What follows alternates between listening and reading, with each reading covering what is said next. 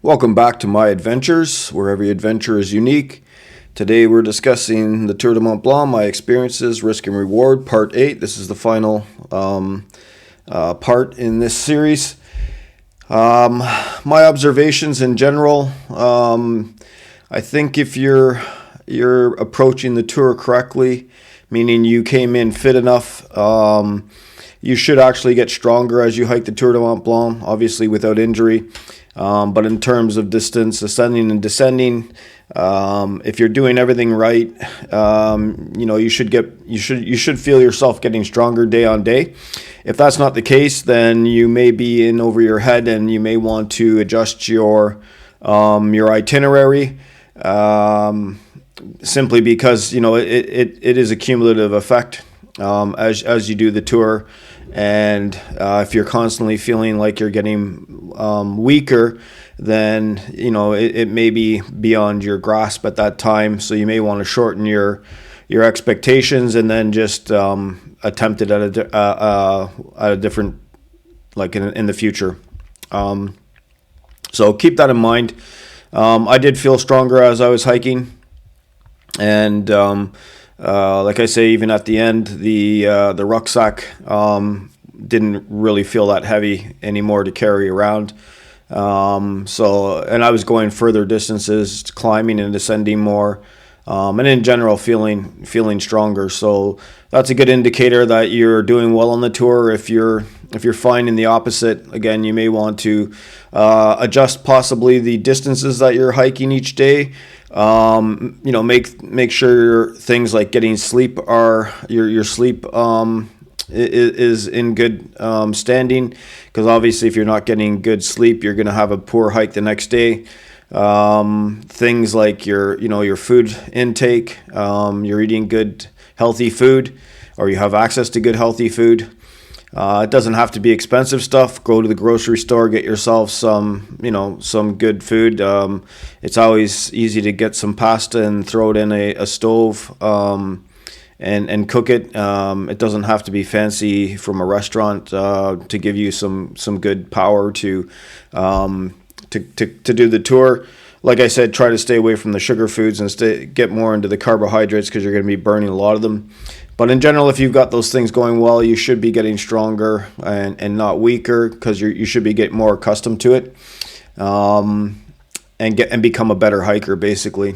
It was a bit funny that you start to as you're hiking, you start to get accustomed to what the trail is going to do, or what sort of things you're going to experience or come up against. It's not like the trail is constantly evolving and changing into something new and different every time. I mean, it's you get more experience with hiking it, and you should be able to traverse it faster, with less having to not think as much, and then picking better lines. Just rather than having to think about it as much, you should be picking better lines. Again, I think the more than the physical challenge is also, like I say, the mental challenge of having to concentrate all the time. That's probably more draining than just the physical demands of the trail. It's having to concentrate on where your feet are going all the time and making sure you don't slip, trip, or fall or stumble. That's I think is much or more demanding than just the physical one, because you're constantly at a peak concentration level. So if you do get a minor injury, I think possibly too many people just their first instinct is to abandon the tour and toss in the towel and leave. I would say try to take some recovery days, properly assess things, see how your body responds, especially the next day. If you get injured, and you may feel bad on the day you got injured, but a day or two of rest can do a world of wonders. So don't jump to any harsh decisions to abandon it. Just take a step back, get some rest, and then reevaluate and reassess. And if the case that you have to take 2 or 3 days to recover, you can get back on the trail, and you may have to shorten your itinerary. But even if you can do half the tour or less under those circumstances. You know, a lot of times for people, it's a once in a lifetime chance for many. I mean, there's other people who are close by. They can, you know, like I said, there are people who live there. They come almost every weekend to do the tour, or parts of the tour.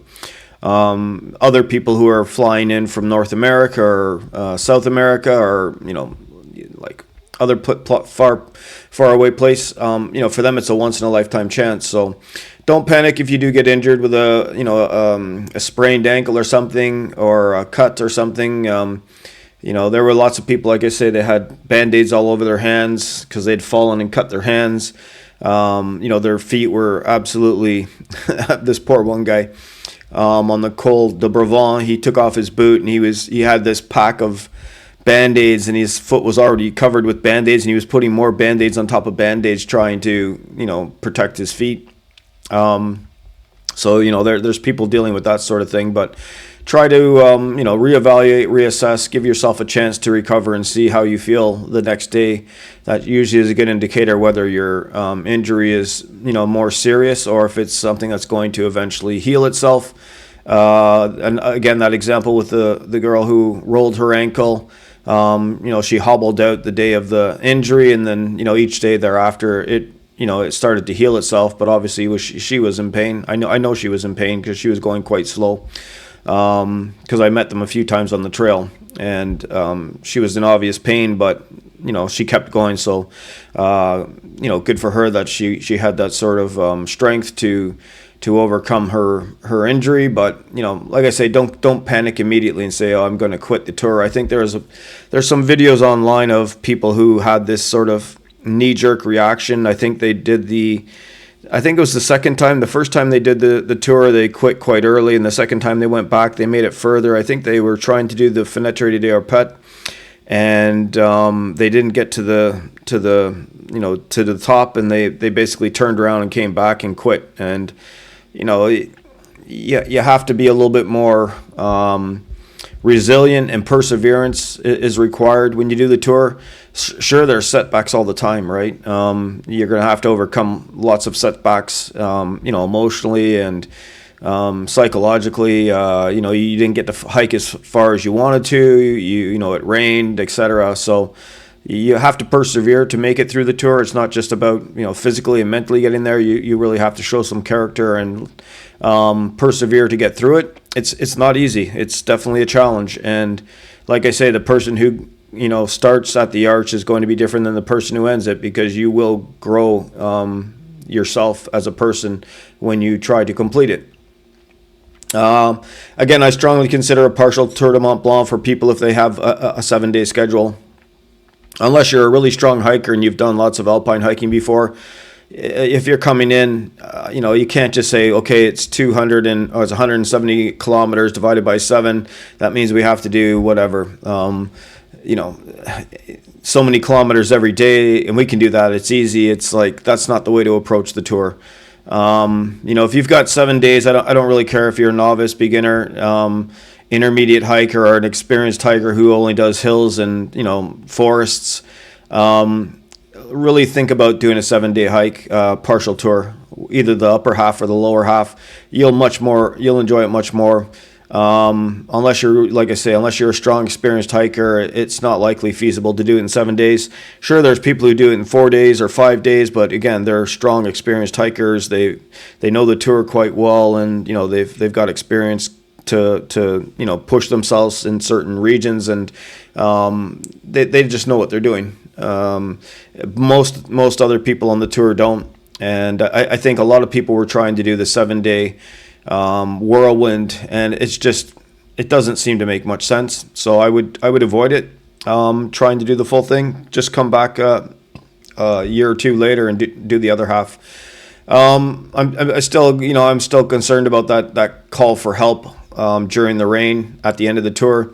You don't know if someone was actually injured, had fallen, and was crying for help. It was really muffled through the downpouring rain, and yeah, it's something that you think about.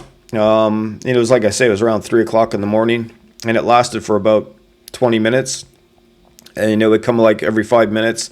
Someone was screaming, and you don't know what or where. But yeah, if someone gets injured on the tour, it's a dangerous thing, because there's so many kilometers and so much geography, and you fall, and you fall down one of the faces, and it's really difficult to get rescued.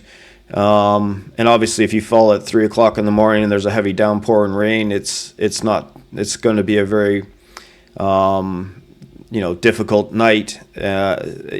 Provided that you're not so badly injured that you could be a fatal injury, but still, it's not the position you want to be in. So that was a bit unsettling right at the end. But one thing you never hear people talk about is toilets, or I rarely heard people talking about toilets on the YouTube videos.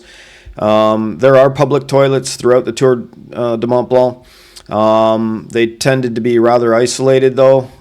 You often could find them at the refuges, so when you come across them, they would allow, I think they had like an interior toilet, and then they had like exterior ones as well for the hikers who weren't staying. Some of them had interior as well, and they would let you use them. It just depends. There were different rules, but in general, I never had to not use a toilet. They were always available when I needed them, and I didn't really eat that much, so I wasn't really in need of a toilet all the time. But if you get a sick stomach, I talked to a couple hikers who had gotten sick, and obviously they had need for a toilet more frequently.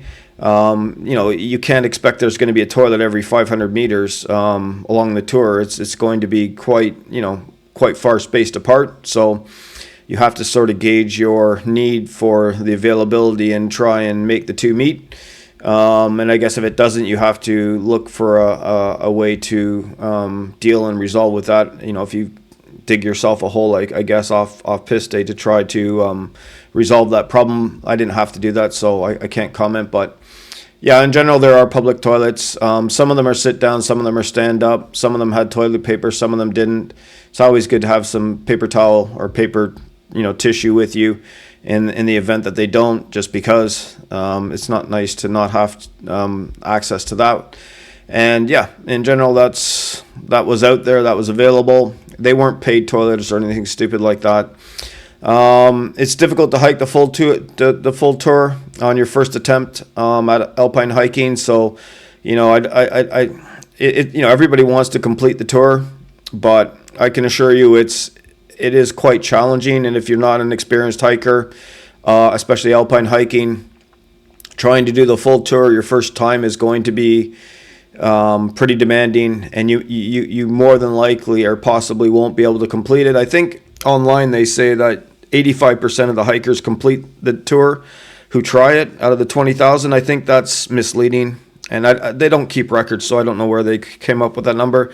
Just as much as I can say, well, where did you come up with your number? I don't have a number. What I have is an impression. I know on the La Folie route, there were very few hikers. Myself, I think I met one other or two other hikers during the entire sector. So, that tells you that most of the hikers, because usually you're meeting 50, 60, 70 hikers a day throughout the hike, and then you're down to one or two. So, it tells you that most people aren't hiking through that sector. And the same thing happened on the last stage, from say La Flagère to Les Houches, even though it was later in the day. But there was really, from La Flagère on to Les Houches, there was a handful of hikers at most, and usually, like I say, there's 50 or 60 on the tour at any point. So I think a lot of them, even a few I was talking to, even those few that I met, they were taking the cable car down, either at Plein Prat or at La Flagère. Refuge La Flagère, they were taking the cable car down to Chamonix, and even though they didn't say it, I mean, they basically implied that they weren't going to do the full tour. So myself and a few others, that group of 3 hikers, for certain did the full tour, because they were with me as I was doing it. But all the people I hiked with up to that point, and there was a good number of them, none of them carried on. So I think, and I didn't see that many coming the other direction.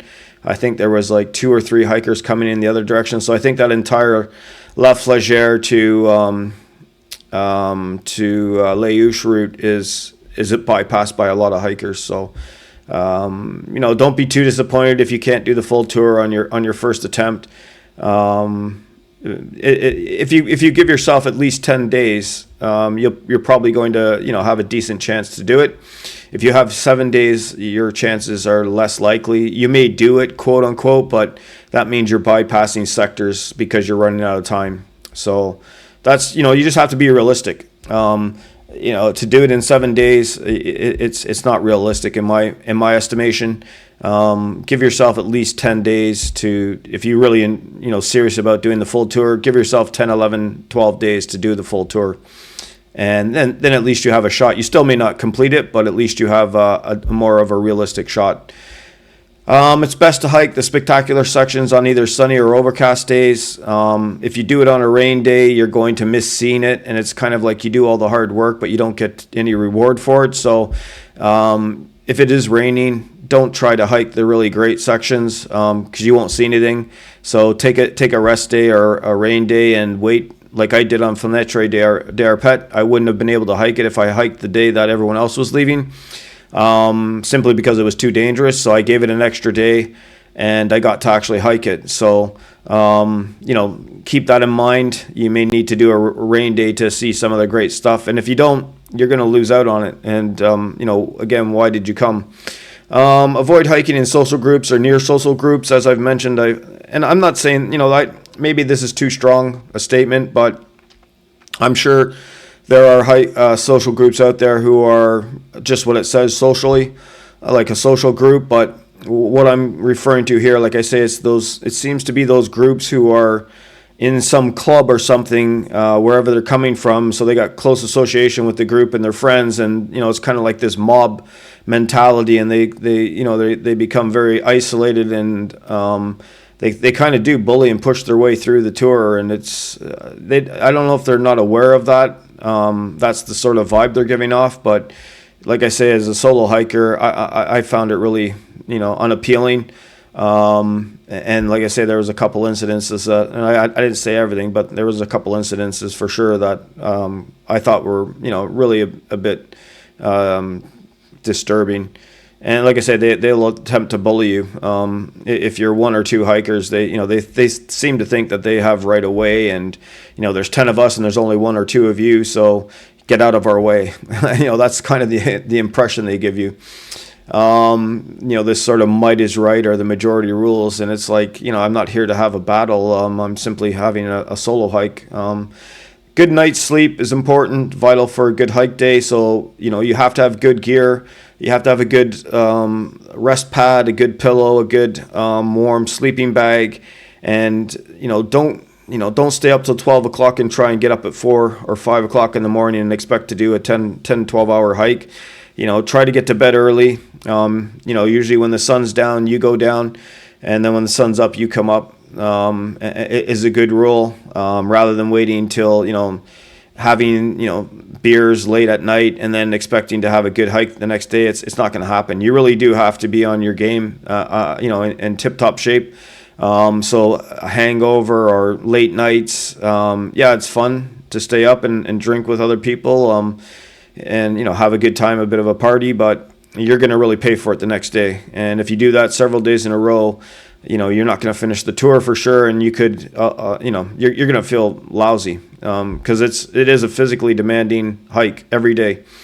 Food is critical for success. Like I said, eat high carbs, protein meals, avoid sugars that make you feel lethargic, and it will make you feel lousy if you don't have good carb protein meals.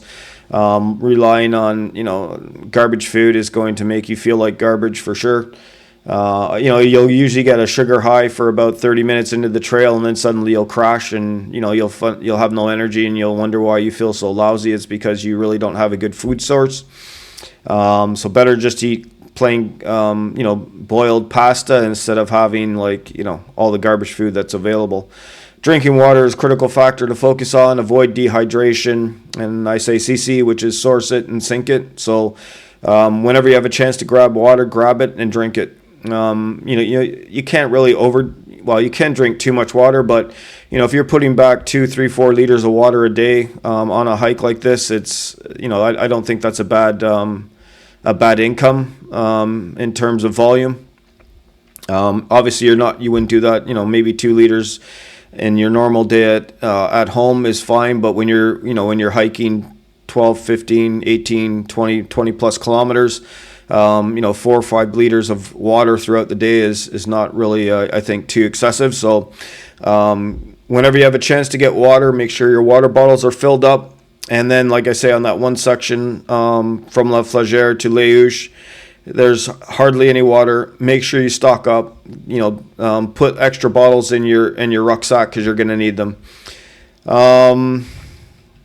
Some hikers did appear to suffer from altitude effects. Like I said, there seemed to be some slurred speech and minor memory loss and breathlessness. So be aware of that. I mean, there's not much you can do about it, but definitely be aware of it if you're starting to feel that when you get up into the 2,500, 3,000 meter range. You may it's very subtle, and it's almost imperceptibly noticed, like you can hardly notice it, but I was like asking people their names or where they're from, and they were at times stumbling just to say their names. So, I think it's too low of an altitude to really show much effects. If you're at 5,000 meters, or higher, you could probably get it where it becomes quite noticeable. But I think there was something going on because, like I say, a lot of people were stumbling over really, well, while they were speaking, they were stumbling over what you would consider really simple questions to answer, stuff like that. So keep it in mind. That's all I'm saying. Thermal body management is important when you're hiking.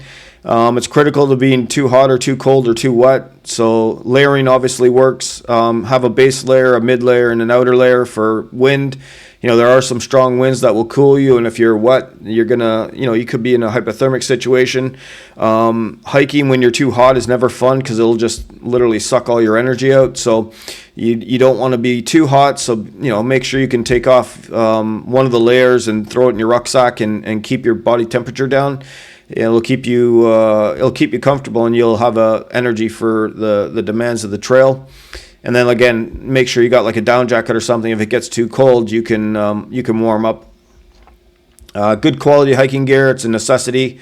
Don't try and save money here. If you can't afford it, you can always go online and get some used gear. There's usually good quality gear available online. It may not be might be a few years old, that it's not the latest model or something, but you're better to get good used gear than brand name cheap stuff today that's saving you money, because you're going to need good gear. You can't do this without good gear. You will be miserable and you will suffer if you go with bad gear, or poor gear, cheap gear. Don't try and save money on gear. You're gonna regret it. Avoid the Congo lines on steep gradients. As I said before, rock fall and hiker fall are two things you got to be wary of. And you have to, like, people seem to think the mountains are like static, and I mean they're literally breathing entities. They're alive, and the mountains are still being pushed together, and they grow, and they rock falls off them all the time. Not like this is rock falls from hikers above you in the Congo line knocking loose rock down the gradient, or the hiker themselves falling off and taking you with them. But if no one's around, you can still have rock falls because the rocks are always moving in motion, and eventually they get to a point where it's a tipping point, and they literally become free and they start rolling down, and they usually tend to hit other rocks. That creates a bit of a rock fall avalanche. So it does happen. If you're caught in one that's really bad, there's not much you can do. It's just a circumstance, and you can definitely get injured or killed by them. It's a missile basically coming down at you, and they there's a mass and they're at a really high speed. The one that came by me was just like a bird's fluttering in the wind. It was a bit scary, to be honest. The other thing is that when you are in, let's say the end of the season, whether it's there's still frost or snow in the ground. As the frost melts, the rocks become looser. So if it's a situation in May, let's say you're hiking in May, and it's a warm day, or June, early June, and the sun is out and it starts to melt some of the permafrost in the higher cols, you can get rocks. Also, they're under pressure, but they're being held held by the ice, and when the ice melts, they basically let the rock go, and it starts to create a bit of a rock fall. And the other thing is avalanches. I mean, snow avalanches do occur. I mean, there's lots of snow on the mountains, and at times if there's a snowfall, it gives way, and you could be in an avalanche scenario where it just sweeps down the mountain face and takes everything in its path with it. And yeah, it happens. I mean, you can't say it doesn't happen. It'll never happen. It does happen, and you could be caught up in one. So, in general, though, I think it's fine to be in around people like I would say 5 people at most within a certain spread out. But if you're in these Congo lines where there's like, as I was on the Fenêtre des Arpents, and sometimes you can't avoid it, but I would say there's probably like 35 hikers in that Congo line. And then, of course, the rock fall happened. So you got 35 people who can knock off a rock above you or fall, and it's just too dangerous. So do your best to avoid Congo lines on steep gradients in general. Carry meals for eating, breakfast and dinner. You can always get lunch in some of the smaller towns and villages. But usually it's good to have some breakfast with you. If I had oatmeal, I would have used it. And then a dinner. Pasta, I would recommend pasta always. If you can tolerate eating pasta every night, go ahead. It's going to be good power and energy for the next day. Tour du Mont Blanc has some serious risks. Not all are serious, but there are definitely serious risks that you need to be recognized and mitigated. And if you're aware of them, you're going to be looking out for them more, and you'll be more cautious. And you really need to take this approach and not just be, kind of like, in this dream world where nothing happens and everything is fine, and they said it was safe, so it has to be safe. It's not. It's a living. Mountains are dangerous. At the end of the day, like I said, what do they say? 100 people every year die on the Mont Blanc Massif. So you don't want to be a casualty. And they said there was on average 6 rescues a day and 18 on a bad day. And there was that one month where, for all of July of 2018, I think they said there was a fatality every day for the entire month. So they had like 30 deaths in 31 days. So, keep that in mind. Be aware of it. It's not to be paranoid or it's not to make you afraid or fearful of doing the tour, but you can't go in naive and just, think that everything is great. There was a couple incidents I should probably just to highlight that. When I was coming out of La Flagère, it was clouding up, but the clouds were behind me, so they were kind of chasing me. And it was rain and possible thunder, but at that time the rain was just it was drizzling and then slowly picking up and dying off, but the winds were picking up a bit. And then I had two hikers coming towards me different times. The first one was it was a young girl who was, we had a quick chat. She was coming in the opposite direction, so she was doing clockwise. And by now it was getting to be about 7:30 at night. And I sort of asked her where she was going to, and she told me, and I knew the direction, like I knew what I'd come. She was basically going where I had come from, not as far, but certainly far enough. And, she was heading into the storm, whereas I was heading away from the storm. And I kind of said to her, "Wow, that's really far." And of course, it's getting late. Now, having said that, I mean, I myself ended up hiking in the night. But all I'm saying is that,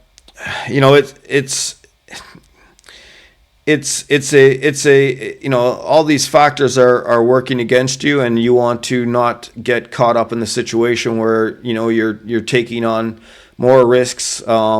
You want to get in a situation where you're avoiding risks, not taking more on. So, she's heading in that direction. She's a solo hiker. She was quite young, so I don't know how much experience she had in general. Not saying that, she's a novice or something, but, I don't know how much experience she had, but probably not that much, simply because of her age. Maybe she'd been hiking all her life too, I can't say, but, and she's hiking into a storm. Which is never great. And then she was, her ambitions to hike to where she was going meant she would also have had to have hiked at night. And, so all these factors are kind of working against you. And, it's fine if you're up for that, but you have to realize there's risks and rewards, and the risks in this case, if you get it wrong, and you're a solo hiker, the consequences can be pretty serious. Like I said, that call for help at 3 a.m. Maybe someone got it wrong here, and these are the consequences. You're stuck on a rock face, you've fallen, you broke your leg, you could be cut, you could be bleeding, and you're screaming for help at 3 a.m. in the morning in a heavy downpour. In that situation, yeah, maybe your cell phone works, maybe it got damaged in the fall, maybe you lost it, maybe the batteries died out, maybe there's no signal. And then, like, who are you calling for? No one is coming at 3 a.m. At best, you might have some hikers the next morning coming through who may see or hear you.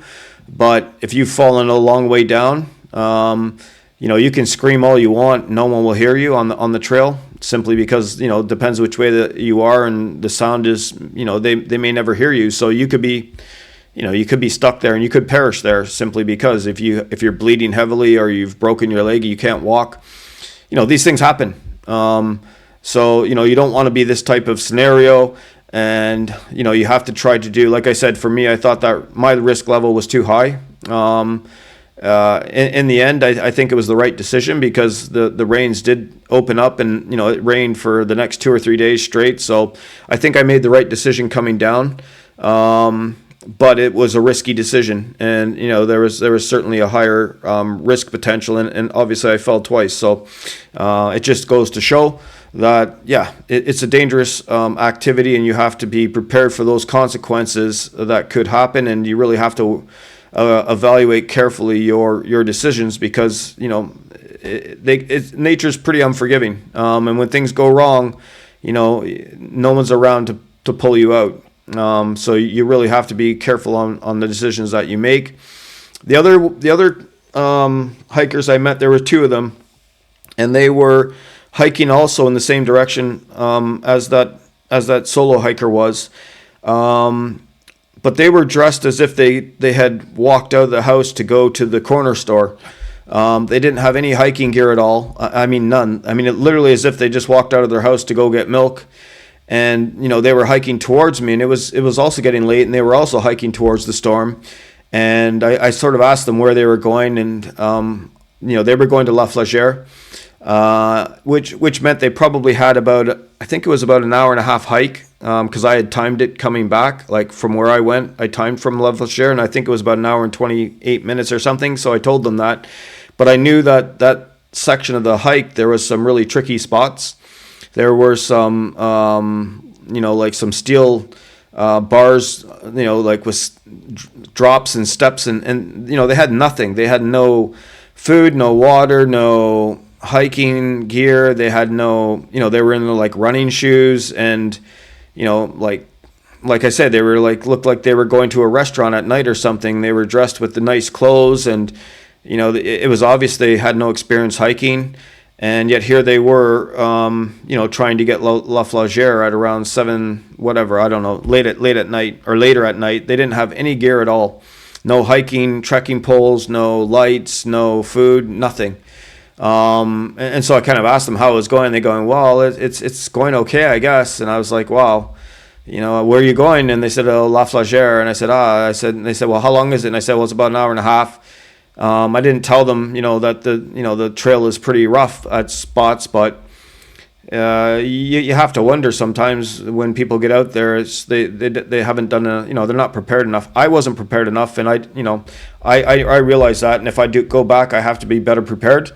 But at least I made an attempt to get there, and they were completely out of their element. If something had happened to either one of them, I don't know. I hope they have a cell phone, but still, do they even know who to call? I'm not sure. So that was a pretty scary situation. Let's see what else I have here. I did witness a helivac rescue. When I was in Chamonix, there was one on Mont Blanc. It was a drop line rescue, so they basically dropped the line down and basically pulled someone from the mountain face.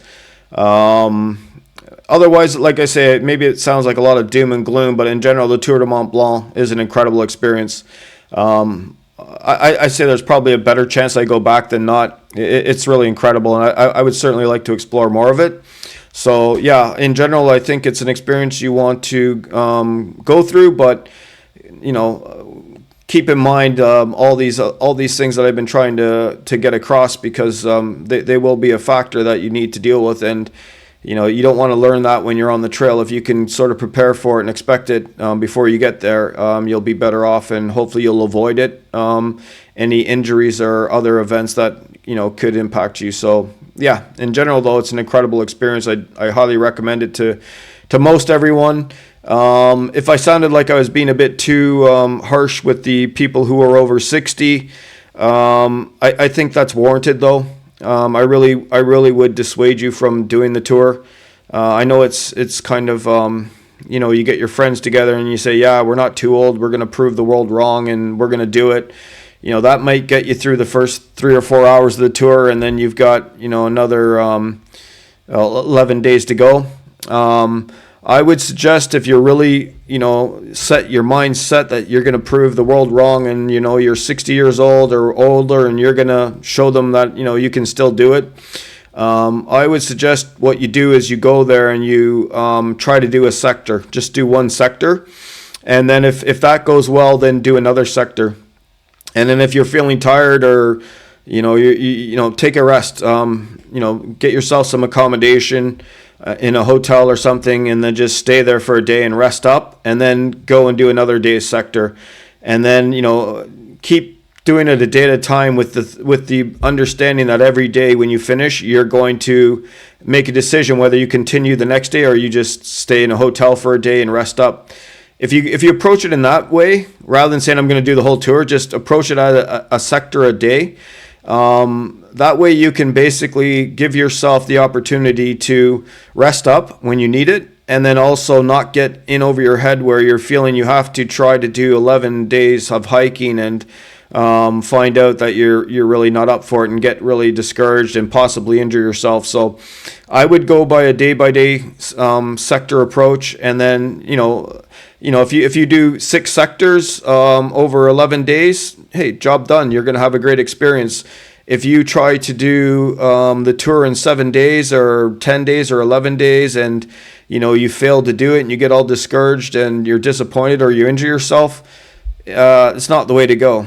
So I would go in with lower expectations of 1 day, 1 sector, or even a half sector, just to try it and see how you respond, and then slowly build up your your distance and your thing. And I wouldn't go on any of the variants. I would just do the low route, just do the standard route, and make sure you're with enough people in case you get into a problem that you can get help and extricate yourself out of the position. But don't do any of the variants. They're much more technically demanding, much more opportunity to fall and get injured. Do the low routes, and yeah, you can have a great time. Make sure the weather's good, and then just have yourself a rest days in hotels, whether it's 1 or 2. There's no, there's obviously you have to afford it, but with that not being a factor, take as many days as you need to recover in the hotel, and then go and do another tour. And if you can do that, and you have like 4 or 5 sectors over 2 weeks, more power to you. I'm not trying to dissuade you. I'm just saying I think too many people got out there, and the older people, and they wanted to do the whole tour in 11 days or whatever, and you could tell by day 2 or 3 that they were completely shattered, and you could see it in their faces. Like I said, there was that one woman, her daughter brought her out, and she was shattered. I mean, she was absolutely like I said, if you could have waved a wand and had her go anywhere else in the world than where she was, she would have taken it in a heartbeat. She didn't tell her daughter that, but I think her daughter was a bit selfish dragging her through there, because she was really suffering. So that's my advice. Take it or leave it. But like I say, if there's hikers out there I know who are over 60, and they've been hiking all their lives, and like I say, they'd hike circles around me. More power to you. I'm not saying age is the only factor, but most people, never mind older people, aren't fit for the Tour du Mont Blanc, and they're going to struggle. But sometimes youth just gets you through, simply because you're able to bounce back quicker. Whereas if you're older, everything is going to be more difficult. You're not going to get as good sleep. You're going to need more support. You're going to need, all these other things. Your flexibility isn't there. You're going to find your power and your strength aren't there to get up the hills and that. And then coming down, it's easy to slip, fall, and get injured. I don't know how some of the people got through there without getting injured, because even I myself had more than my share of moments where I thought, wow, this is really dodgy, it's really scary. And obviously I had the two falls, but yeah, and several slips and twisted ankles. And again, other people were bandaged up where they had fallen and cut themselves. So in general, I wouldn't recommend it for people over 60 in general. And then even people under 60, the 30 to 60 age bracket, make sure you're taking it seriously and you're prepared for it, because you're going to need it. And even for the people between 20 and 30, you're going to probably rely on your youth quite a bit. But make sure you have some knowledge behind that youthful exuberance, because it's better to know what you're doing instead of just sort of relying on your ability to hike 100 kilometers and you're lost, but you can still do 100 kilometers. It doesn't help, right? So those are my observations. Pitching your tent. I know a lot of people want to do stealth camping and that, so I'm going to give a bit of a blurb on pitching your tent, because sometimes it's not talked about usually too much. So what you immediately notice is that, so what I did here is I went through the Chicharron book, and I said, well, when you start the tour, you're going from countries to country, right? You go from France to Italy, Italy to Switzerland back to France. And then so I broke down I went through the guidebook, and I said, well, how many, listed campsites are available in each country before you hit the border. So when I went from Les Houches to Col de la Seine in Italy, which is at the border, I counted, these are the paid campsites. The ones with double dots are off-piste, meaning you have to hike to get to them. But the paid campsites in France were Les Houches, Gîtes les Ponts, Refuge Nambaran, Refuge de la Balme, and Les Chapeaux. So there was there was 5 of them available. There was a variant, which is the 1A variant. There's another campsite in Bellevue. The number of air de bivouacs. So this was over the first 55.7 kilometers. It's about about a third of the distance. There were air de bivouacs, the Hotel Le Prairon, the Refuge des Fillots, the Refuge des Miages, which was the variant, the Auberge de Trique, and the Refuge de la Croix de Bonhomme on the variant. So that's 5. 5 air de bivouacs, 5 paid campsites in France over this first 55.7 kilometers. And they're well spread out, so there's really not a lot of challenge to get a nice place to stay. And yeah, so you can check that off as job done. Now when we get into Italy, we're going from Col de la Seine to the Col Grand Ferret. It's 31.8 kilometers. And let's see what the comparison is. In the Val Veni, there are 3 campsites, the Aiguille Noire, the Hobo, and La Sorgente. It's actually Spanish. It's La Sorgente. I don't know how you say that in French. But the problem with these 3 campsites is they're all within like 100 meters of each other. So again, it's not of much value to have 3 campsites in the same spot and then nothing before or after. And then when you get to the Val Ferret, there's another 2 campsites, the Grand Gerace and the Tranchée. But again, they're like within 100 meters of each other. So you really only have 2 campsites over 32 kilometers in Italy. And again, I was kind of complaining before about the availability and the sparsely, densely populated sites that are available. The other thing is that these are all off-piste, and you have to go from the tour. You have to descend into the valley, come up the valley a bit to the campsite, and then the next day you got to walk down, climb back up to the tour. And I think these were like 8 kilometers and 350 meters of ascending and descending just to get to the campsite. It's ridiculous. I don't know why the governments don't have a better. Well, as I said before, they're trying to discourage people from camping, but it's really poor. It's not too bad. in France, especially this first section, but the second section in Italy is really poor, in my estimation.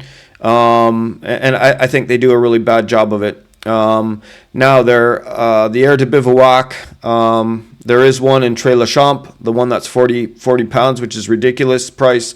There is the other one in Refuge de la Flagère, but this is already getting back into France because we're... oh, pardon me, I did this wrong. There were no... In this section here, from Italy to Switzerland, from Italy to Switzerland, so the green section, there were only these clusters of campsites. There were no air de bivouacs. That's why I have nothing here. There were no air de bivouacs available, so free or small paying for a place to stay. Along that 32 kilometers, there was nothing available, and there was just these two clusters of campsites that were paid campsites. So I think Italy does a really poor job, and compared to what France was doing, I think they did a really poor job over that 32 kilometers. And then when you go from Col de la Cygne to Col Grand Ferret, I did have that air de bivouac on Grand Col Ferret, which was great. Actually, that's the picture there. So there's my tent. My Robin Starlight tent, and that was just off the col. The col's behind in the picture. You come up, and there was this nice flat, and I basically pitched my tent there and had this view in the morning. It was spectacular. The best spot for me camping was this one, and it's kind of like out of one of those outside magazines. Like I say here, that's kind of pictures you get, and you always kind of think it would be great to be there. Well, I was there, and it was great. So that was in Switzerland. I think that's on the border of Italy. I think that's where the Col Grand Ferret is between the Italian and Swiss border. I think that's where it crosses over. I could be wrong on that. Maybe it's between France and, is it Switzerland and France? No, it must be Italy and Switzerland is the Grand Col Ferret. So before the Col, you're in Italy, and after the Col, you're in Switzerland. So I was in Switzerland. We were over the 2,500 meter mark anyways, so it was technically legal. But, again, I just did a sunset to sunrise, and I left there with no trace camping. These are just big boulders that were there. There's no garbage left. So the other spots in Switzerland, the paid campsites were La Folie. A lot of people stayed there. I didn't stay there. Champay-Lac, where I stayed 2 nights. The Col de la Fourclasse, I didn't stay there. And then there's 2 variants, the Relais des Herpets and the Refuge La Putie. I stayed there in Champay-Lac. Both of these were quite good. A little bit pricey, but quite good. This one was cheap. It was like €6. Not too many amenities, but Champay-Lac was a bit more expensive. I think it was €14. I can't comment on these ones because I didn't stay there, but they're probably similar in price. But so you at least have, and they're spread out a bit. So I think Switzerland does a fairly decent job. And like I said, I just stealth camped on Grand Col Ferret, so that wasn't too bad. And then coming from Switzerland back into France, you've got 49.4 kilometers up to the Col des Balmes, where the border is. And what I'm showing here is there was only one spot, Argentière, where I went. There was Très Lachamp, which was the €40 one, and I went to Argentière, which is off Pisty. It's about 4 or 5 kilometers off Pisty, and I went to La Chaussolette, which is on the outskirts of Argentière. That was really good, a really good campsite. It was really friendly people, and I as I said before, good food. And then you can get to the Refuge de la Flagère when you're doing that trek back into Les Houches. But that's this ridiculous 24-hour reservation that I had mentioned before, so it's not very helpful. So you can see that after the initial sector of 56 kilometers, there was a lot of places available, but once you get out there, in Italy it's very poor. There's only really 2 spots, and they're both paid. There's no air to bivouacs available. When you get into Switzerland, there's a bit more available, a little bit pricier, but there is some spots available in Switzerland. And then when you get back into France on the return loop, again it's quite sparse. And I don't know why they don't have more available, and it's better, better distributed. Like I say, they want to push people into the refuges and make money, and but yeah, it's a bit sad. So I would definitely consider doing stealth camping throughout. Obviously here you don't have to, because you can simply stay there. Like these places here are all free, and you can stay there no problem. Here you can stay free. And then a couple other spots I probably would have found if I did it again. I would find stealth camping for free, just off Pisty. That's what I would do if I did it again. And I would stay in one of these campsites, but I wouldn't stay in as many as I did this time. So that's the rundown of what I saw available and how it's distributed. It's not very even. There's not a lot in Italy. The Swiss is a little bit better, and the return on the French side, which is quite. How much is it? 32 kilometers, and there's only like there's possibly like not really two. There's Refuge de Bellechat I don't show here. That's also available, but it's a refuge. They have some tent camping there, but I only saw 4 people there camping, and I'm not sure if they were in the right spot of the refuge, but I didn't really see enough there to make it something where I wanted to stay. So.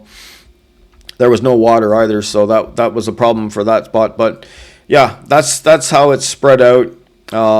Pick your poison, pick your points to target when you go. Like I say, I stayed in where did I stay? I stayed here, Refuge de Miage. Not in the refuge. I stayed in the Aire de Bivouac, as it says. I didn't stay at the Auberge de Trique. I did stay at the Refuge de La Croix de Bonhomme. I stayed here at the Grand Col Ferret. I stayed in the Valveni, but not just before this, about maybe an hour and a half, 2 hours before here. I couldn't get there at night. I stayed in the Champay-Lac and the Refuge Le Puy, and that was it. So yeah, that's what's available. And your choice to where to go, to where to stay. Just do some research, and you'll find out if you think it's a good spot. Plan to try to go there. What else did I have to say here? Like I say, the Italian ones were far off Pisty, too far for me to consider even walking.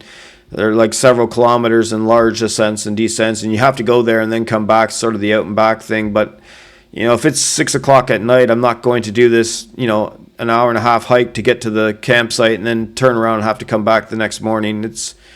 It's really badly planned out. I don't know why they do that.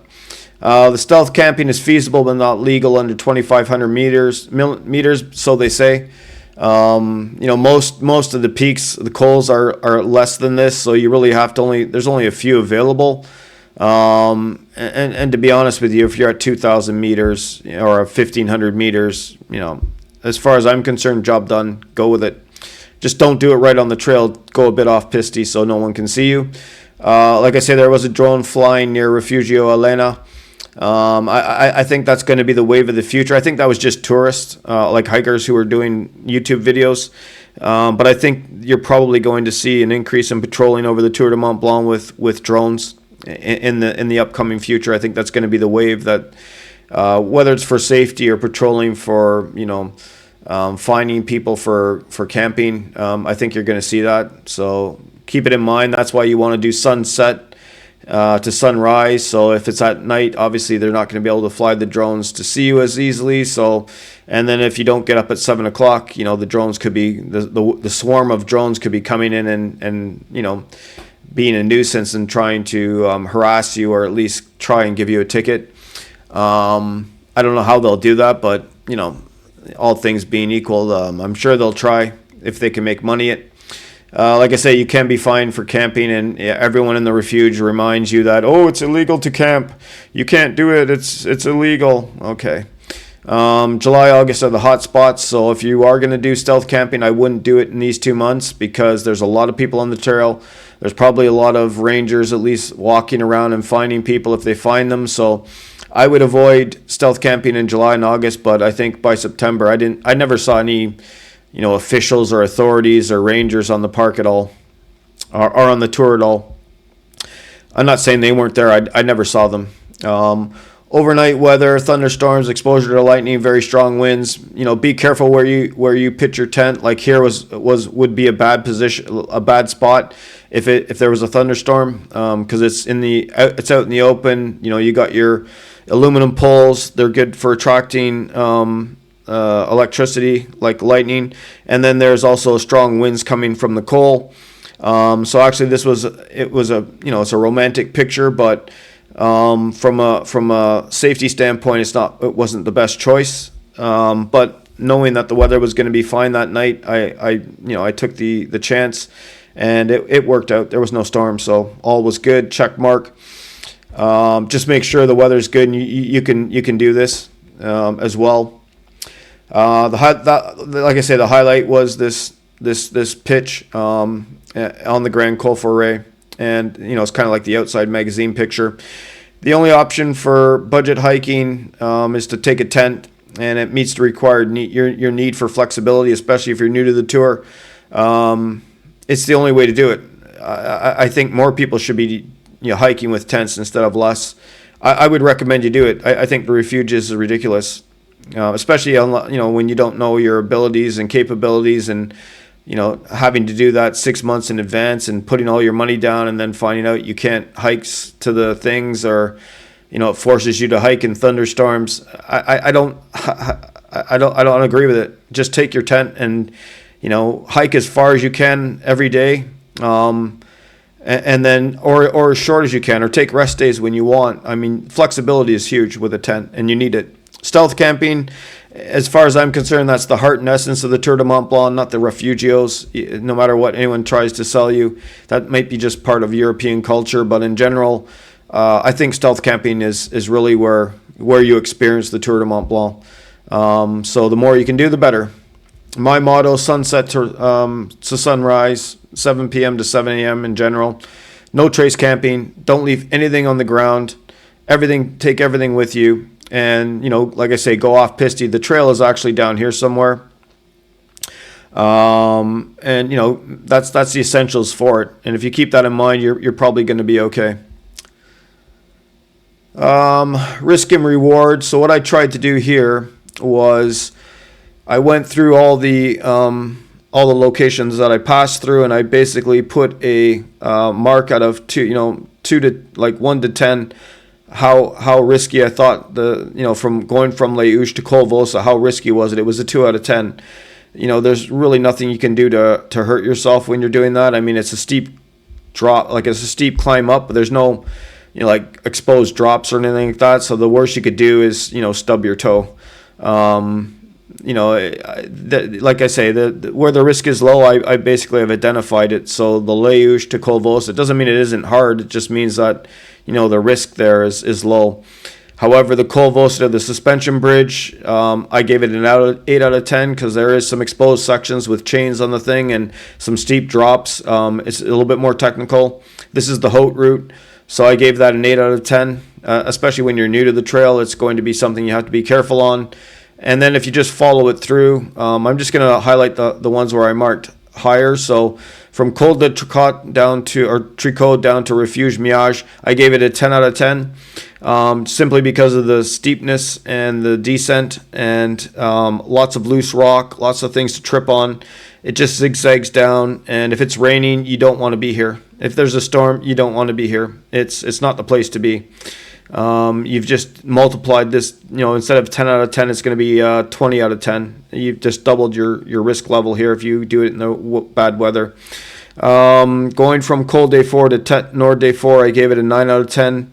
The reason I did that, because there's initial climbing, like literally rock climbing to get onto the trail, to get to the Tête Nord des Forts, and that's where that girl twisted her ankle. So getting, going up and then coming back, you got to climb back through it. So I give it a 9 out of 10 for risk level. Tête Nord des Forts down to Les Touffes, it's a huge descent. There's lots of mud sections. There's lots of tricky descents. There's lots of long, hard steps. I give it a 9 out of 10. It's a great spot to get injured. Going from Relais des Arpets up to the Fenêtre des Arpets, I give it a 20 out of 10. So two times maximum risk level. The reason I give that is for rock falls and body falls, people actually falling and taking you out, or you're slipping and falling. It's really risky at the end of the day, and that was in good dry conditions.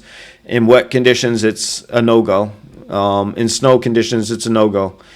Unless you're a mountain climber, you're not prepared for it. It's like I say, it's the gray zone between hiking and mountain climbing is the Fenêtre d'Arpet. You're getting into the climbing instead of hiking situation. You're literally your trekking poles are in your rucksack and you're on hands and knees for quite a way and trying to climb over all these quite large rock fields. It's more mountain climbing, I say, than not all of it, but definitely a good section of it. And then the steepness of the gradient to the actual Fenêtre is really steep. What did I say? 53 degrees at some points. And then the descent off the Fenêtre down to the Chalet de Glacier, where you can get some drinks. Again, I give it a 20 out of 10. That's where I had a small slip, and that's where the other two people on the trail lower literally almost fell off the edge.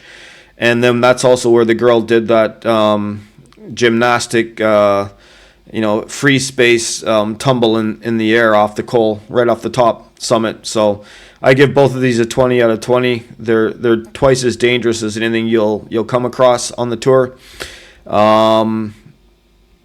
Keep that in mind and try and avoid people, simply because more people there, the risk goes much higher. Refuge de Col des Baumes to the La Guillette des Posettes. This is a bit.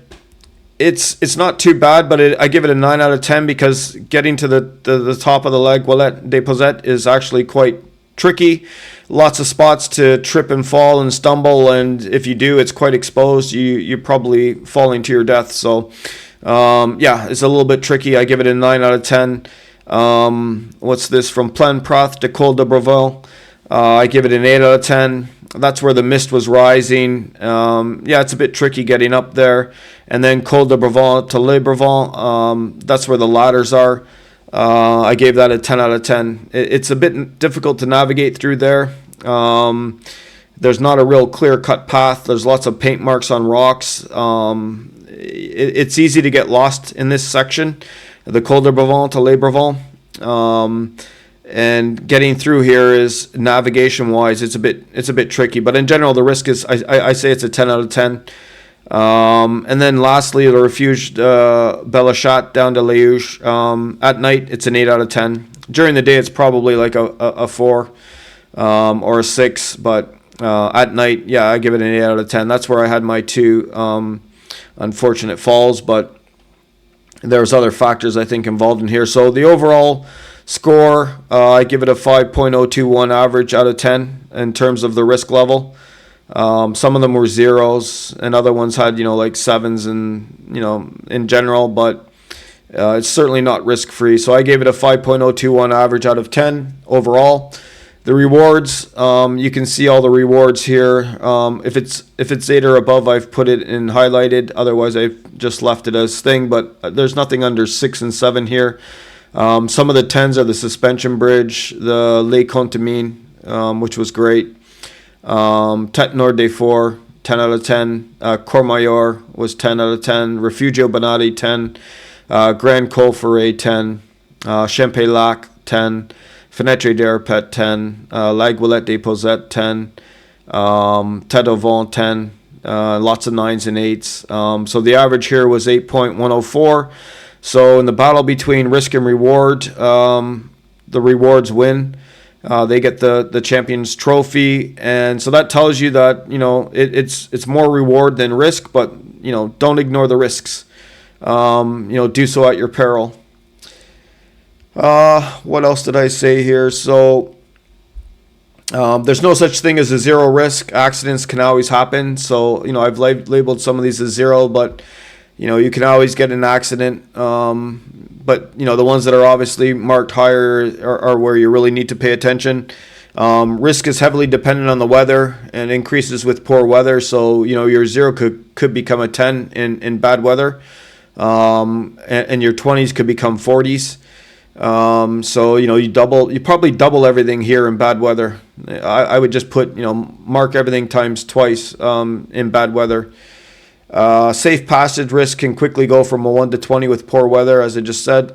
Most of like I say, you're probably doing 200,000 steps. They need to be carefully and consciously made. It's not like you're walking on flat ground, and that leads to a lot of mental fatigue and injury, which can lead to injuries. So, give yourself a mental rest as well, like just stop and rest and take a break while you're hiking, because, your mind is probably getting tired simply from having to think all the time where you're putting your foot next. And, a lot of times you got streams of boulders and you got to try and figure out, what's the safest path to take to get through these. It's all really mentally fatiguing as well.